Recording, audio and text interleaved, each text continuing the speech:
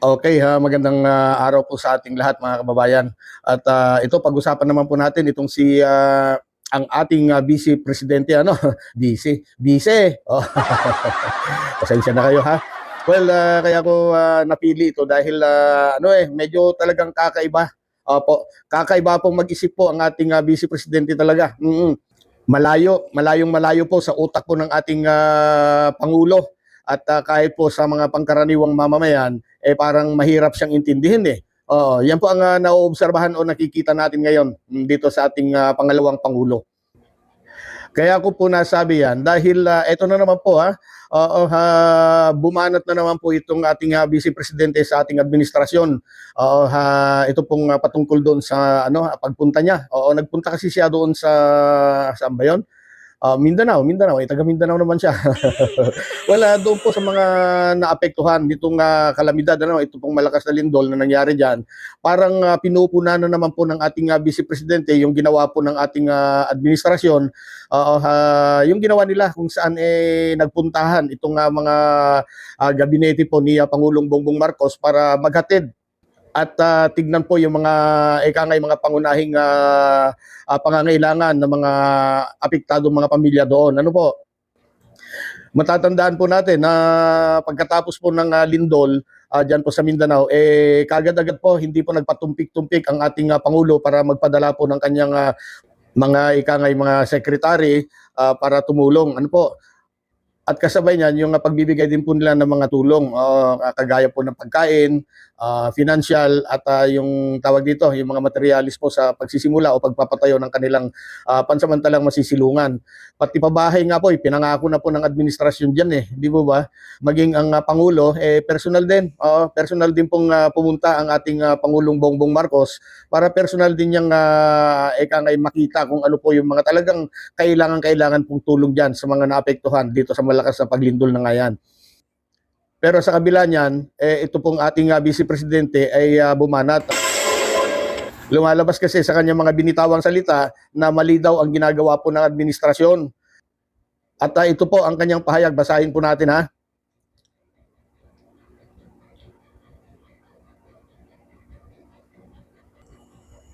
Ito po, ang pahayag ng ating Vice Presidente, babasahin ko na lang po para sa inyo, maliliit, pero sige, pagtiyagaan natin.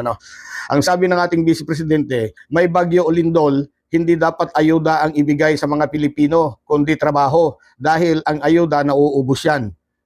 Yan ang pahayag ng ating Vice Presidente. Matindi, Super bright talaga, super bright, very bright. Itong ating Vice Presidente, kaya palakpakan naman niyo. Ano ba naman yan? Kung totoo man ito kung totoo ito, inuulit ko kung totoo itong naging pahayag po ni Sara Duterte, ang tanong, sa laki ng pinsala na natamo po sa lindol na yan, ano po, palagay niyo po ba, may bukas pa mga establishmento? May mga bukas pa ba kayang mga opisina para mag-apply ng trabaho? Natural. Ang uunahin nila, yung kanilang mga sarili, sira ang bahay mo, durog ang bahay mo, durog ang mga gamit mo, pati konting pera na inilalaan mo sa biglaang pangangailangan, nabaon po sa pagguho wala talaga, as in zero yung iba, karamihan sa kanila zero. Kaya ano ba ang unang pangangailangan ng mga ito ngayon? Samantalang nandiyan naman ang gobyerno, siyempre, para umalalay. Kaya nga po, nakita naman po natin ang bilis po ng gobyerno para umaksyon. Marami pong ibinigay ang ating Pangulong Bongbong Marcos, kagaya po ng mga tulugan, pagkain, tubig, financial. Nagbigay din po siya ng financial. At yan ang ginawa po nitong administrasyon. Tapos sasabihin nitong si Vice Presidente na dapat ay trabaho, huwag daw bigyan ng ayuda. Anong klaseng pag-iisip po yan? So ayan kayong mga DDS dyan, na naapektuhan po ng lindol, huwag po kayong umasa. Huwag kayong umasa na bibigyan kayo ng ayuda ng ating Vice Presidente. Huwag kayong umasa dyan. Kasi sinabi na niya nag-iisip pa siya kung ano pong mga klase ng trabaho ang pwedeng ibigay sa inyo para kayo po ay makabangon. Ganyan, mag-isip yung ating Vice Presidente. Tapos itong mga DDS, gusto nyo pang maging presidente yan. Ano mangyayari sa atin pag yan na naging presidente natin? Maliwanag kapag may sakuna, hindi na kayo bibigyan po ng paunang tulong ng ating Vice Presidente. Magtrabaho daw kayo, huwag umasa sa ayuda kasi mauubos din daw ang ayuda Busit na buhay ito. Ano, mga DDS ngayon, marami na naman ba sa inyo ang, baka marami na naman. Marami na naman sa inyo siguro ang napabilib, naniwala, bumilib kay Inday sa kanyang magandang sinabi, ano? Sige nga, ano masasabi niyo mga DDS diyan? At ito pa ang isa, oo, may ewan ko, nakakalungkot talaga, nakakalungkot. May isa pa pong nag-post sa FB, sa Facebook, ano po, at sinabi niya ang kanyang karanasan sa pagpunta po ni Inday Sara doon sa kanilang lugar. At muli po, ay ito, pinapangunahan ko na kayo. Ito, nakita ko lamang na post, ano, hindi ko sinasabing totoo ito, pero kung totoo man ito, aba, nakakalungkot talaga, sobrang nakakadismaya.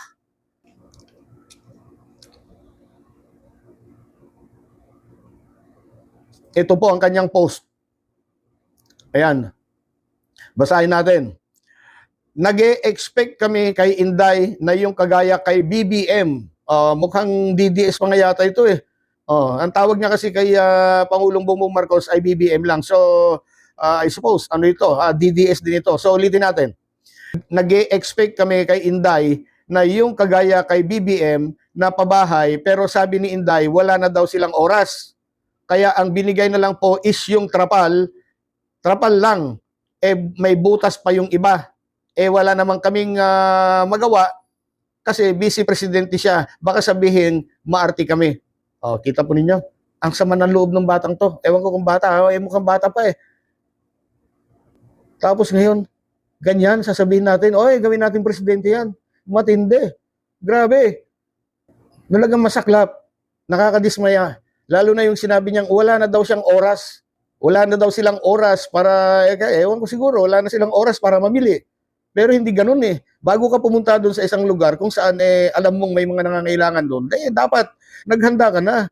Di ba? Wala na daw silang oras, kaya yun na lang ang kaya nilang ibigay. Yung mga trapal na yung iba daw po ay mga butas pa. Ang tindi. Pambihira talaga, oo. Wala kang maibibigay, kundi yung napanood kong video, namimigay yata ng candy. Ewan ko hindi ko naman nakita na eksaktong candy yun, pero parang may binibigay siya na galing po sa isang bag. Ano, yung mga bata kasi nilalapitan niya, so inisip ko na candy yung binibigay. Sana pera. Kung pera, okay lang yun. Kaya lang, siya naman nagsabi, huwag magbigay ng ayuda. Ibig sabihin, hindi pera yung pinamigay niya. At balita pa, nagpunta daw si Sara sa Davao Occidental at Sarangani Province para i-check lang. Yun, ang sadya niya, para i-check lamang ang kalagayan ng mga nasalanta ng lindol. Ayun, para lang kayo i-check dyan. Hindi po para magdala ng tulong sa inyo. Matindi. Malayong-malayo talaga ang karakas nitong si Inday kay BBM, kay PBBM. Ewan ko lang kung bakit meron pa ring naniniwala sa kanya. Hanggang ngayon, may naniniwala, may mga diehard pa rin. Mataas daw ang satisfaction rating. Hindi naman nagtatrabaho. Wala naman tayo nakikitang trabaho niyan. Busy daw siya. Busy. Kasi wala na daw siyang oras para sa inyo dyan. Pero anong ginagawa niya? Tapos ganyan, ang taas-taas pa daw ng rating. Ano ba yan? Matindi. Samantalang ang ating Pangulo ng Bansa, halos magkandakuba na sa pagtatrabaho eh. Negative 14 daw. Negative 14 ba yun? Yung balita? Ang satisfaction rating daw po niya ay negative. Talaga? Kung sino pa yung nagtatrabaho, siya pa yung negative ang satisfaction rating. Baka naman sa mga DDS lang nag-survey ito mga ito. Subukan nyo naman mag-survey sa lugar kung saan po ay may mga BBM supporter. Tingnan natin. Baka hindi lang negative. Baka 000 negative pa ang magiging rating nitong si Inday doon. Talaga kayo. Kaya po sa mga nagtatanong hanggang ngayon at nagsasabi na wala daw po ginagawa ang Pangulo, uulitin ko na naman po sa inyo. Kung gusto niyo pong makita at mapanood ang mga aktibidades ng Pangulo, manood po kayo sa YouTube channel ng Malacanang. Ang pangalan po ay RTVM, Radio TV Malacanang YouTube channel. Diyan po kayo manood. Huwag po kayong manood doon sa mga fake news. Lalo na po kayong mga DDS, anga-anga dyan, manood kayo dyan, baka sakali magising kayo. So, kaya po, inuulit ko, lalong-lalo na po sa mga DDS, wag na wag kayong aasa na bibigyan kayo ng ayuda na galing po sa opisina ng Vice President. Mag-apply na lang kayo ng trabaho para makabangon. At para naman sa ating mga kababayan na laging sumusuporta po dito sa ating napakasipag na Pangulo, wag po tayo magsawa. Kahit anong paninira, alam ko itong sinabi ni Inday na yan, paninira na naman yan eh. Oo, hindi sila titigil. Puro paninira lang ang gagawin ng mga ito. Oh, maniwala kayo. Hanggat hindi nila nakukuha ang kanilang gusto, hanggat hindi nila nakukuha ang upuan sa Malacanang, hindi titigil ang mga yan.